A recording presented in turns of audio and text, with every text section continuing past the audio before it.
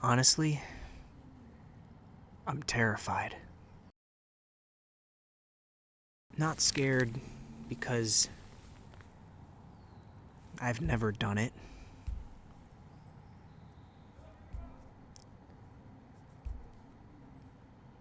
I'm scared because I know what it'll take to do.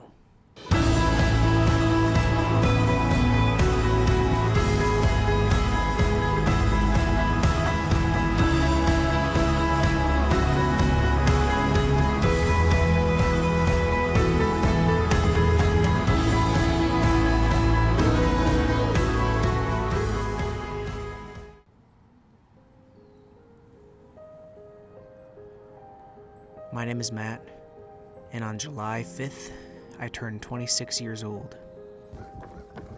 Here we go. And on July 5th, I will run 50 miles. West Glacier, 50 miles away. Good. I was never much of a runner. I did,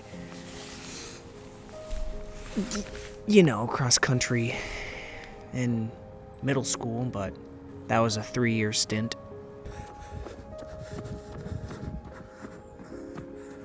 In the recent years, I've picked it back up and I've used it as a measuring stick. St. Mary's Lake. This thing's huge. We'll be here for the next 5 miles.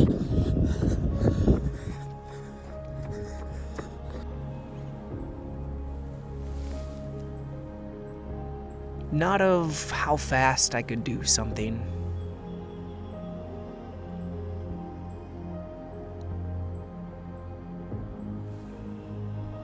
but it served as a means for me to test my own fortitude.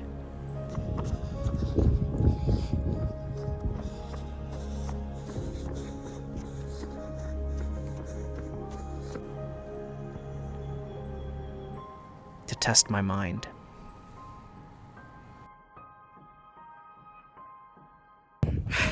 Dude, this might be the stupidest thing I've ever done. This is the stupidest thing I've ever done. 50 miles, sure, why not? It's like 45 degrees. I'm at St. Mary's. Dude, I have so much regret. Bro.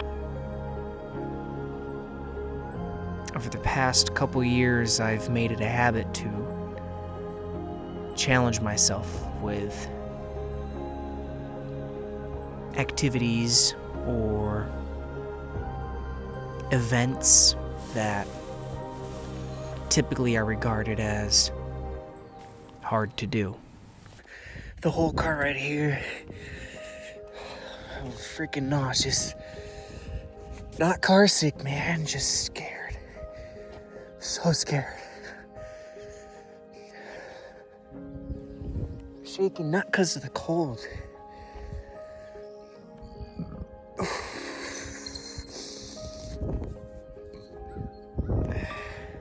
Never felt like this before.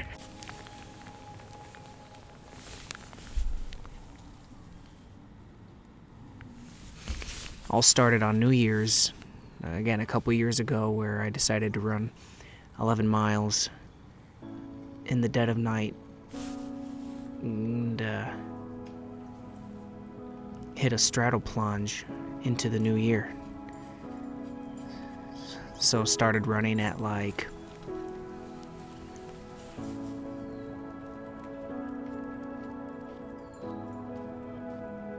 10 o'clock maybe.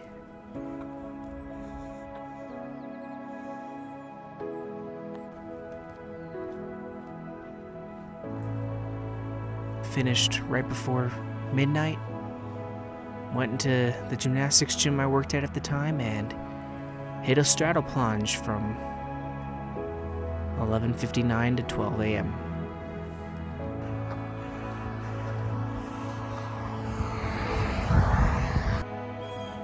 After that, I decided one random day that I would run a marathon. So that's what I did. The climb begins.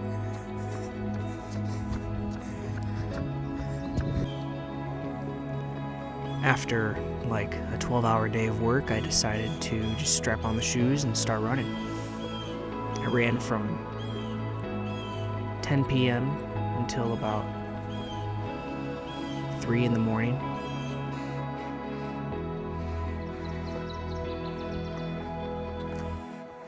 After that, for my birthday, I decided to do a triathlon in my aunt's lake house, or at my aunt's lake house.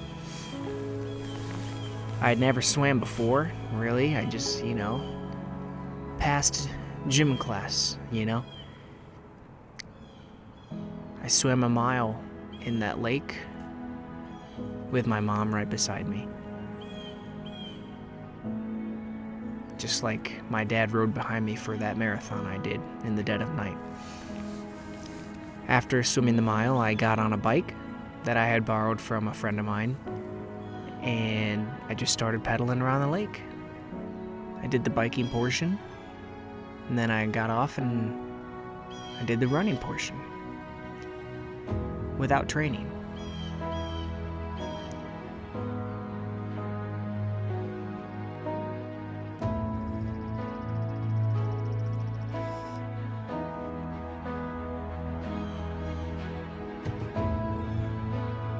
After that, I did a couple half marathons with my buddy. Andrew is his name.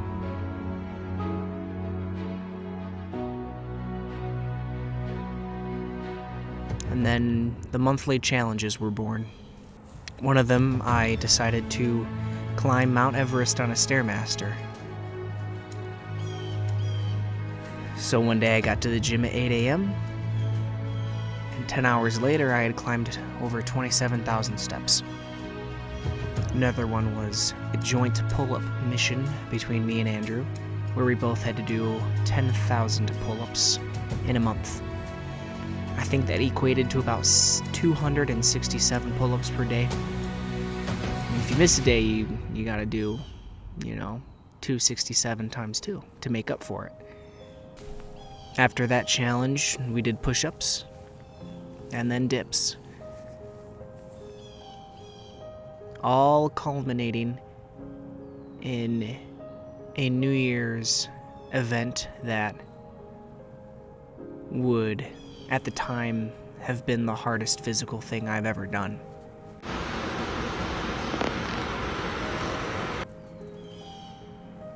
Second hardest physical event I've been through.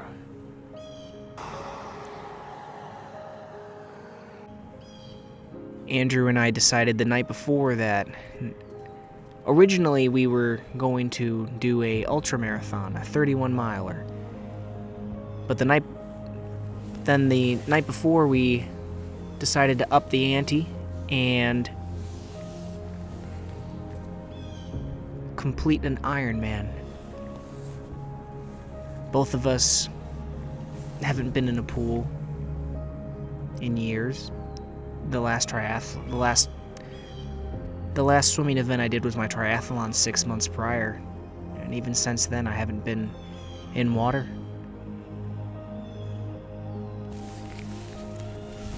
We got to the gym at 4 in the morning, so we were up at like 3. We needed 2 hours of swimming to get to the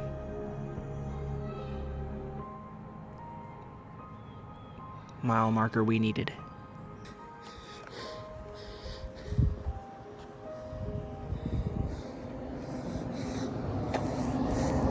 Alright. Keep it on, baby. After that, we hopped on a stationary bike.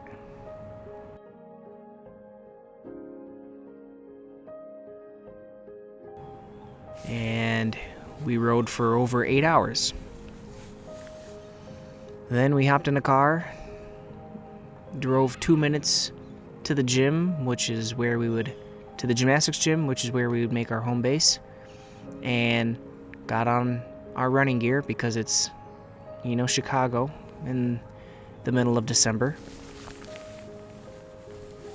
Cold, icy,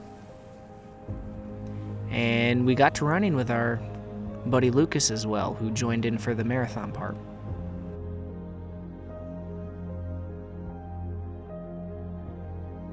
Who had also never ran a day in his life. We ran 26.2 miles that night into the new year. It was almost 24 hours straight of pure suffering. All right, not only is there a bridge, here's a visitor center. At lunchtime, it's only 9:30, I think. 18 miles in. Oh man, we're cruising. I feel great, and it's all downhill, bro. Maybe not. Maybe we go up a little bit more, but dude, that was the hardest part right there, and I made great time. We're gonna get this thing done, dude. No doubt, bro. No doubt. I feel great. A couple months after that, Andrew and I decided to do an ultramarathon. He had done one before, just running around his college town, and I decided that it's time that I cross that path as well. That day with Andrew, we ran over 31 miles. Which brings me to today, my current situation. Okay, the 7-mile incline ascent of 2,000 feet, has begun. I'm on track to Logan Pass. The visitor center is my next stop. That's at mile 18. 9, 10.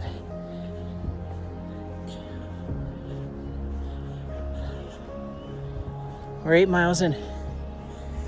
Shit, 10 to go.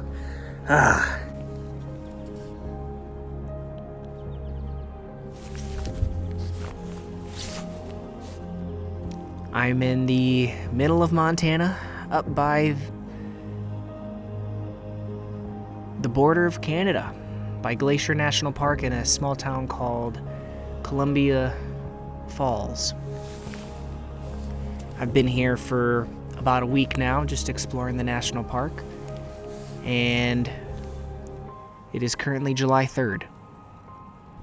In 2 days, I will embark on this mission. Never underestimate the kindness of strangers. Someone just gave me a Gatorade, bro.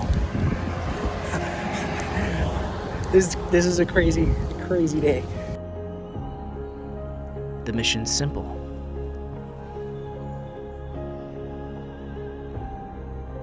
Run the entirety of the Going to the Sun Road from east to west in Glacier National Park.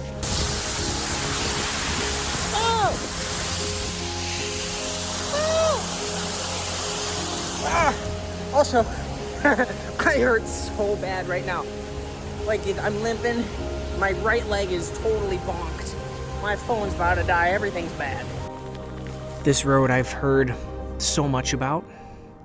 I've heard it's beautiful. I've heard it's one of the most gorgeous roads in the world to drive. And I'm gonna run it. Cool little waterfall feature here that you walk through. You get a good view of that.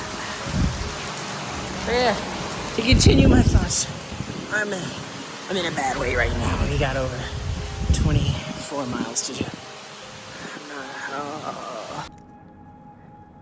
The plan is simple. Start running from the east end at 7 a.m. I will have my car parked at the west entrance, and I'll be dropped off at the east by a good friend I made along the way. I will run all day and end in West Glacier to my car, where I will then have the right to say that I have ran a 50-miler. Alright. Yeah, the road is like way down there. Sounds great. I have no doubt in my mind that this will be one of the hardest things I will have ever done.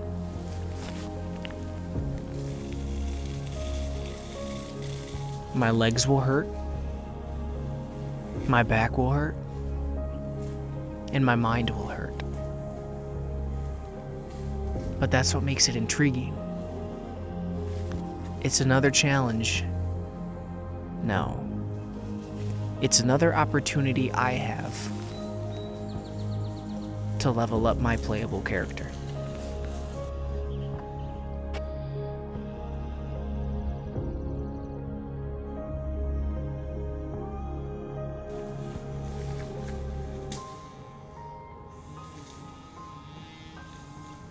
In life, people tend to shy away from things that are hard, things that are discomforting to them. I look at those challenges as opportunities put in front of you by God to make you better, to give you experience, to make you a more well-rounded individual. A common thought people have sometimes when I tell them about things that I've done is, why? Why do you do this to yourself when you don't need to?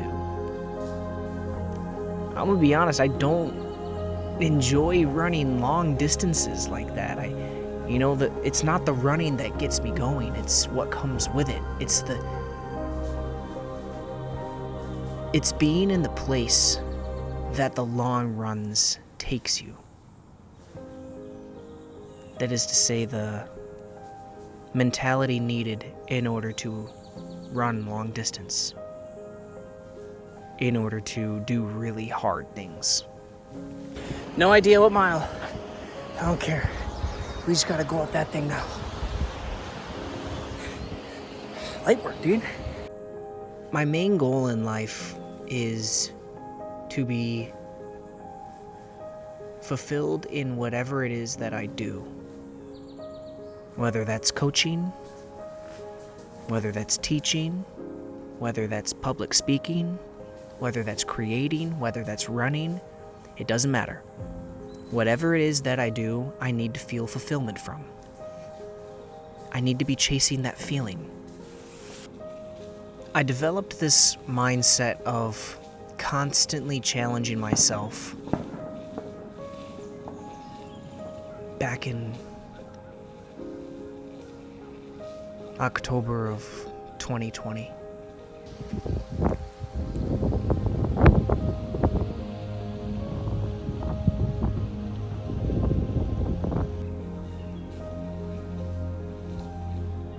The thought came to me as I was sitting on my recliner in my family's living room. Just before that, I was living out one of my dreams.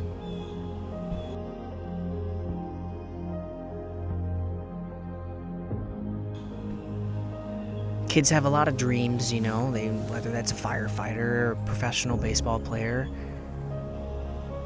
whatever it might be. One of mine from an early age was to become a professional wrestler.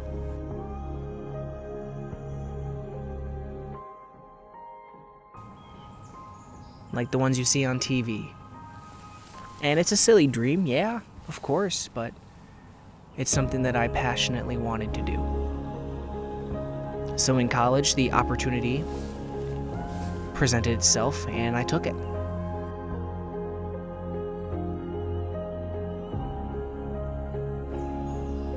I was a professional wrestler working the Southern Illinois Independent Circuit for 9 months. back in 2020. And while the world was shut down, I was out in fairgrounds, in high school gymnasiums, in rollerblading rinks, and in little warehouses with crowds ranging from 20 people to 200 people.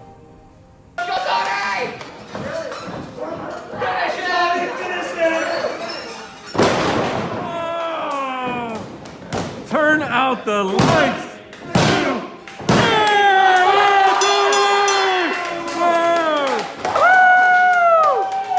Tony! Tony! Tony! Tony!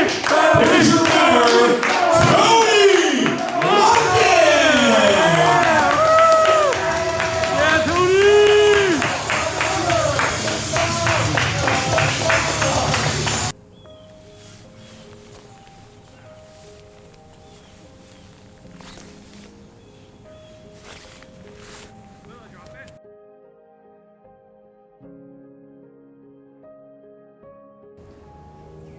The last match I had, I was going to retire from professional wrestling, as it was a dream that I could tell was nearing an end. I was getting tired, I was getting hurt, and I was tired of being hurt. It was fun while it lasted, but I needed to move on, and I was completely happy with my time in professional wrestling coming to an end.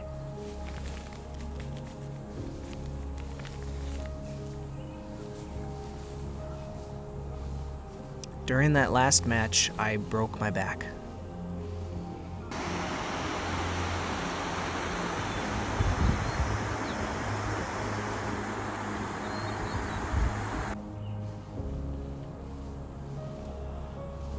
I had to get airlifted. And I had to have surgery to put 2 8-inch titanium rods on either side of my spine. Good view. Great view.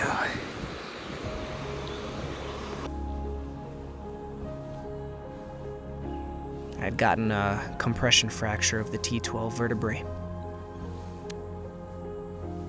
Part of the bone had shattered and partially severed the spinal column, which, if fully severed, would have caused complete lower body paralysis.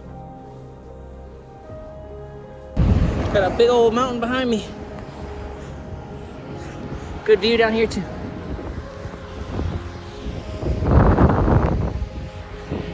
Keep climbing.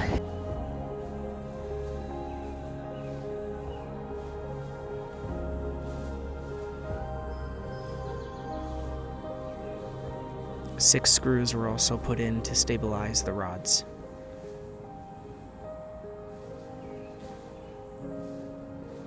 After almost a week in the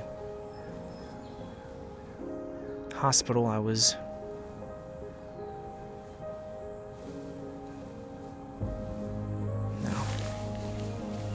I made myself a game to help. It's called Running the Road. Walk the pull-offs.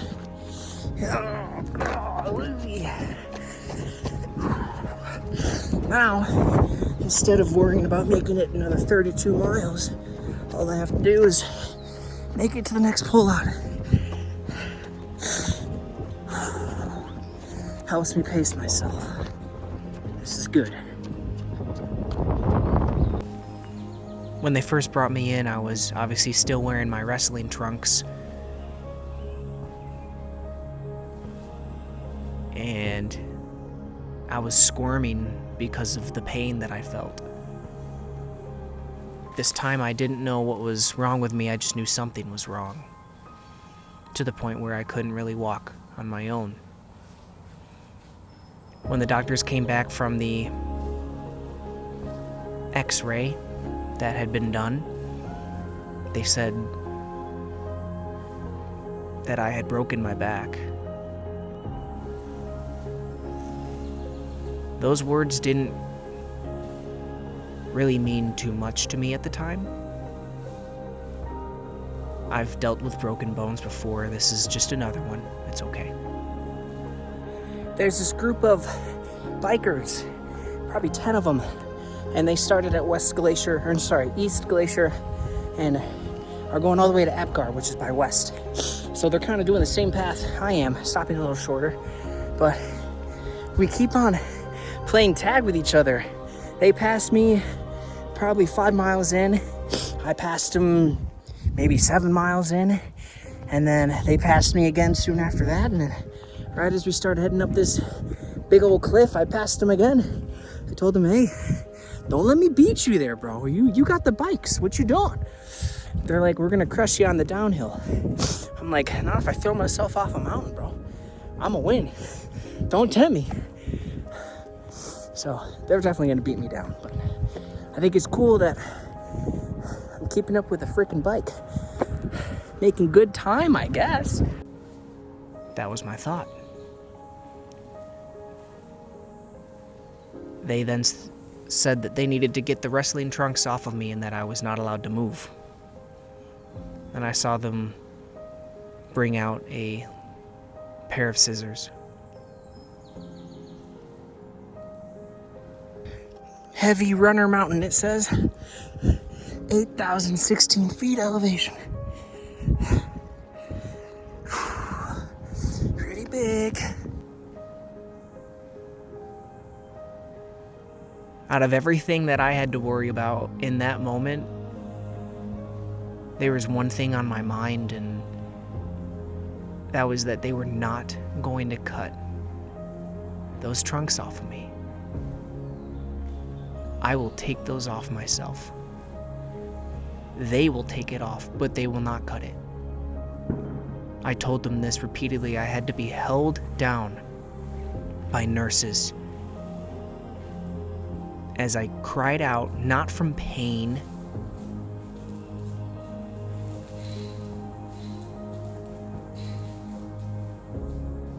not from physical pain, but from the pain of seeing them literally cut my dream in half.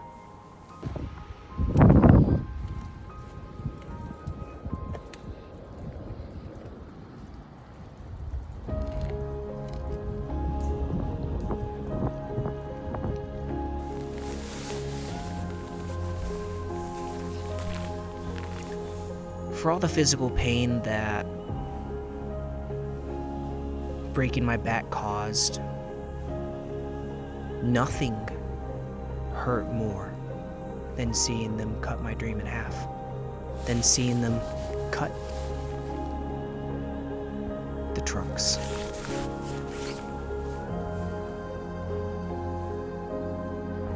Made it to the tunnel. This thing is massive, dude. Okay. They got a little sidewalk. Let's go. The visual representation of my dream being taken away from me killed me.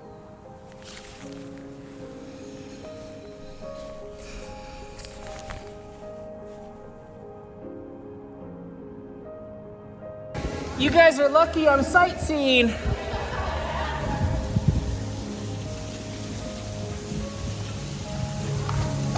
They got me. Look at this view, dude. Oh my goodness. For a short time after that, in between them hustling me around the hospital and loaded me onto the helicopter, I was numb.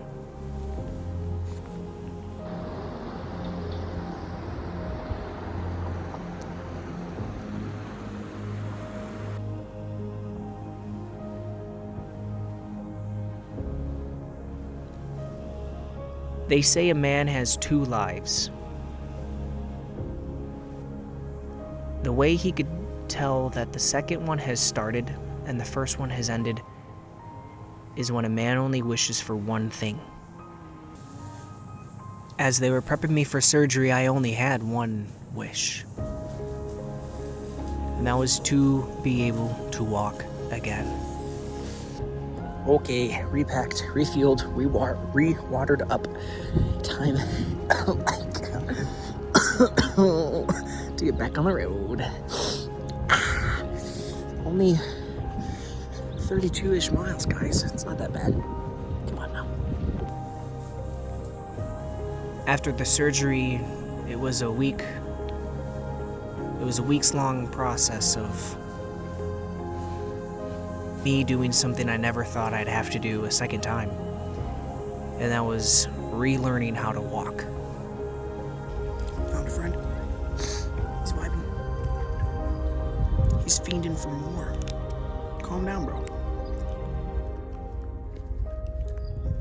You cannot have any. Started with a slow shuffle with 2 doctors on either side of me, a grandma walker, and a belt attached around my waist. It took me over 30 minutes just to get out of bed, and by the time I did that, I was already exhausted. It took me 2 days before I was able to even walk out of the room. Alright, we're at the Continental Divide, whatever that means. Elevation 6,646. This is the highest peak. Just talked to some people that work here. This is the highest peak that there is. Literally, it's all downhill from here. I could not be more excited. We'll see how my knees hold up. Downhill tends to be a little bit of a killer with that, but I feel like we did the hard part going up 18 miles of just straight incline. Let's freaking get it, dude. Let's go. It took me a week before I was able to make it around the hospital wing. Not by myself, of course, but with a doctor, with a walker, with a belt. Once I got released from the hospital, I remember a couple days after I got home, I was on the recliner that my parents had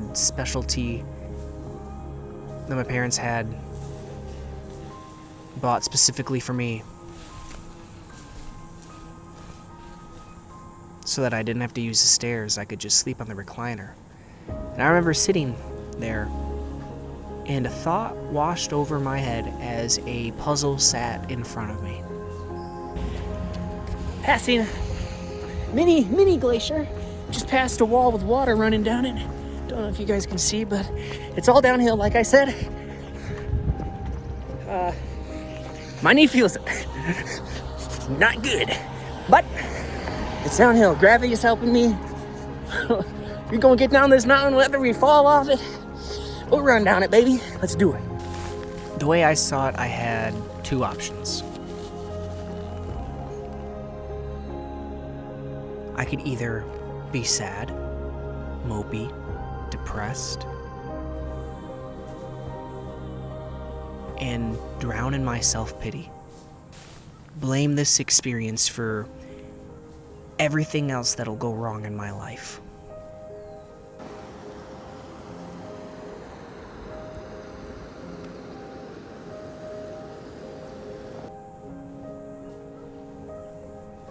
And use this as an excuse for me not performing the way I want to in any realm of human endeavor. Or, Dude, it's absolutely crazy that places like this exist. Oh my gosh.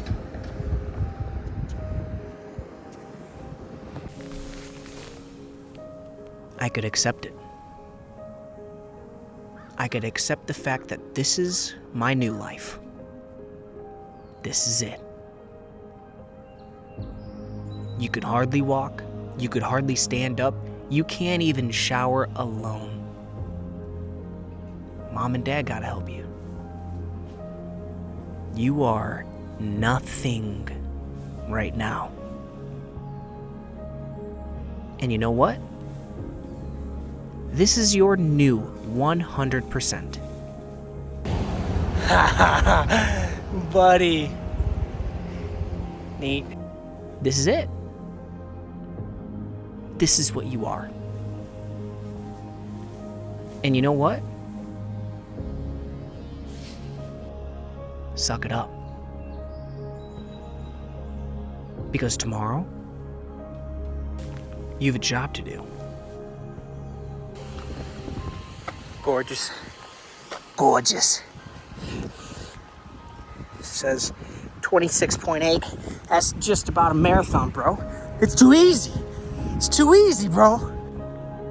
And that job is to get 1% better. Good, you did it. Do it again. Oh, you did it again. Congratulations, do it again. Oh, you got 1% better today? Awesome, do it again.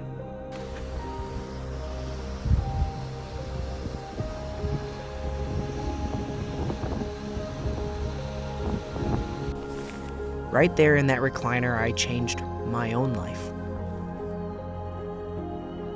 I made the decision to accept that this is the new me right now, but that it was not going to define me.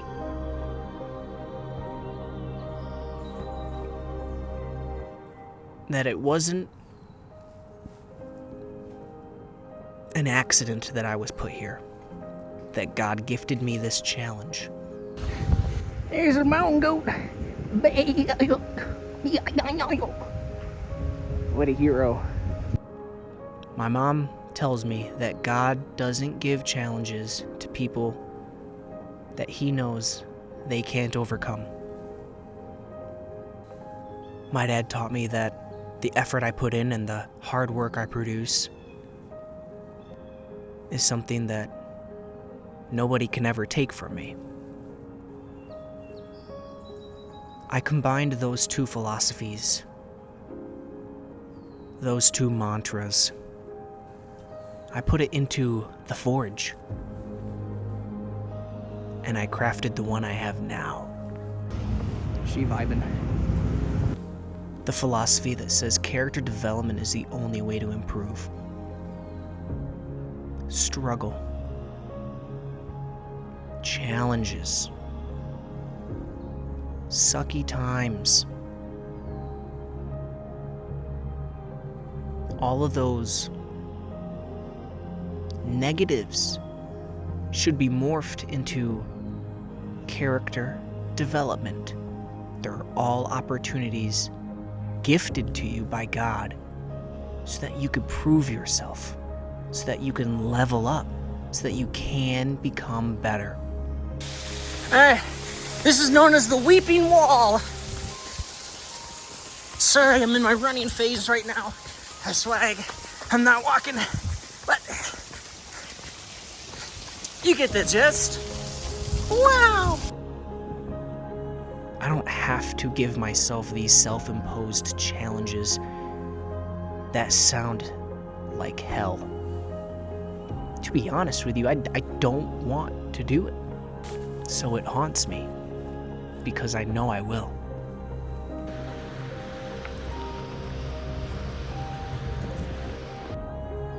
This run represents more than just a kid who that doctors told he is lucky to be walking, much less running. This run represents the idea that you are capable of achieving anything you put your mind to. It's crazy how I'm running and this is my view. Otherworldly. Most people die with regret. Looking back on my life, I've made a fair amount of mistakes. And if I were to relive those situations in modern day, I'd go about things differently, for sure. But I wouldn't change how I did it in the past, because then I wouldn't know to do it better. My feet hurt so bad. Kind of goes along with learning how to fail. Learning to fail is one of the pillars I have that I try to live my life by. And it took me a while to really understand what that means. Learn to fail. I know it's important. What does it mean?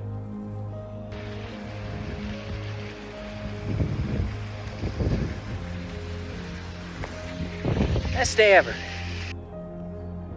It means failing and then looking back at it and analyzing it. Okay, where did it go wrong? What didn't I do? What did I miss? Oh, that's what I missed, right there. Okay, well, next time I'm put in that scenario, let's not make that same mistake. The only way to learn is through experience. And all I want to do is just give myself the most experience I possibly can.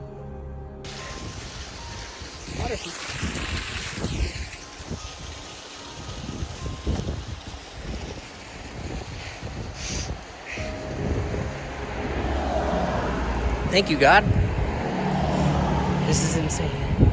The people that die with regret most likely regret not experiencing something, not doing something. I'm trying to experience as much as I can. Another thing is people die without fully realizing the true capabilities of their physical being. I think it's a travesty that people go out not realizing what they're truly capable of, whether that be in the career field or physically. There's a saying out there that says, oh, you have one body, you gotta protect it.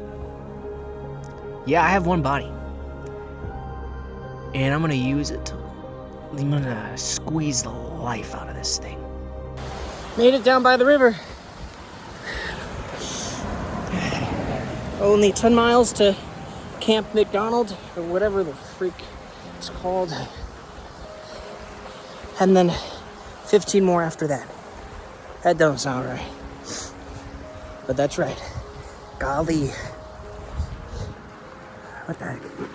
But it's nice. I'm calm. It'll be good. This run is one of the scariest challenges I've given to myself. On a day that most people would be relaxing. I mean, it's the day after the 4th. Not only that, but it's a birthday. No one willingly puts themselves in these situations. And that's what I love about it. It's kind of like getting up early to work out. You get that little bit of fire in you. You know that no one else is going out here at 3 a.m. to do this. I'm that much better. Just today. Just right now. In this moment, I'm getting this much better than someone else. Not even than someone else, because it's not so much about comparing. I'm getting this much better than the guy I was yesterday. That's that 1% better. Okay, this might be the last video. I'm at 12%, and I forgot my charger. This is gonna be the last little stop I do before we reach McDonald. I have maybe like 4 miles left. Maybe 6, I lied. Until McDonald comes, and then 13 after that.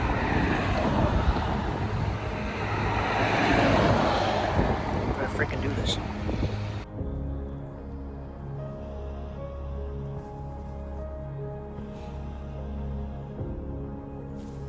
So I'm sitting here on July 3rd at 9:39 p.m.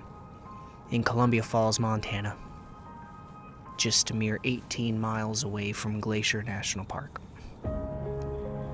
On July 5th, I turned 26 years old.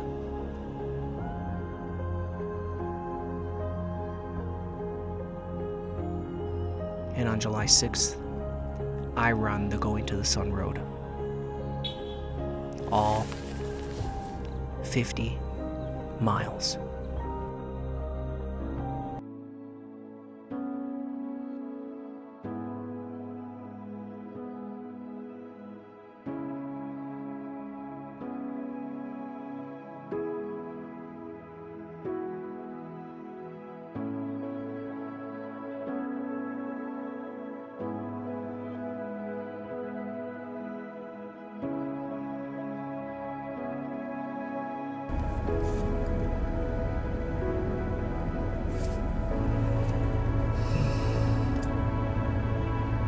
I would be lying if I said I didn't cry the last 4 miles.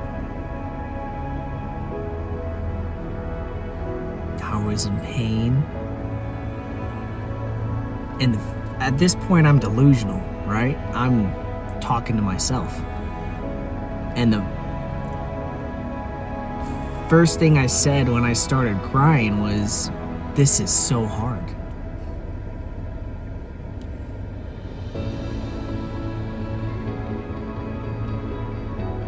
But it was worth it.